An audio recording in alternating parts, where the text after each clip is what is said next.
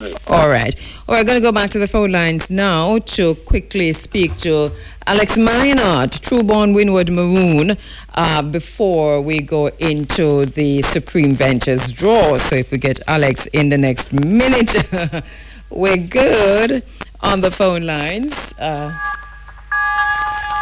Man, this train, you see. As we go to the phone lines, Alex, my brother, good morning. How you doing? How are you doing, man? Peace. Give thanks. Positive peace. No, Alex, quickly, because you're going to be joining me in studio next week, but there's an issue we want to put on the table right now, and it is very much connected to what we just talked to Jabem about and to the Portland Environmental Action Group, which is the Dumphries Beach? Yeah, man. Tell us, where is that? They call Bongo Beach. Yeah. Bongo Beach, yeah. Where is it exactly?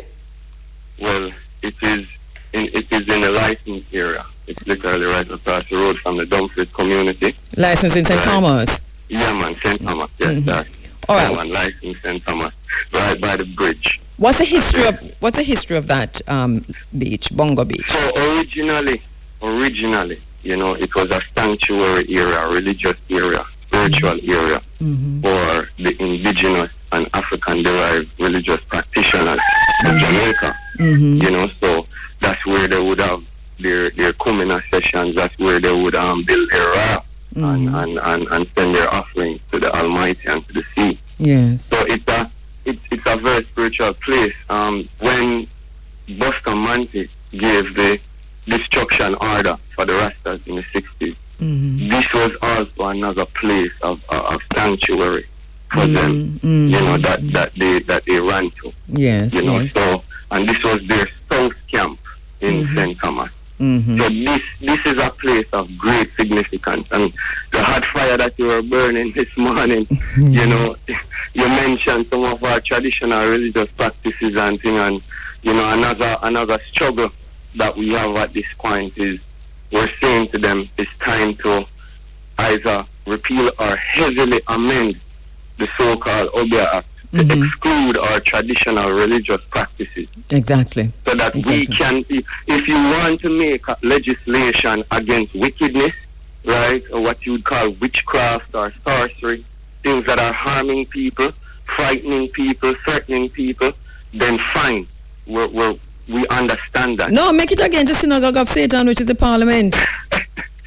What we're saying is, let there be some public education. Let real practitioners of the religion and historians, but don't get carried away. Don't get carried away because we have only a minute left now. So Dumphries, so the situation now with Bongo Beach, the situation there is one of protection. The residents of Dumphries, the people that are there who have always used the beach, the indigenous people of that area, they're concerned because they're seeing some movements of some agents of the state, and you know, people are coming to people and such. They're deeply concerned. We just want to put it out there that this is a people's beach.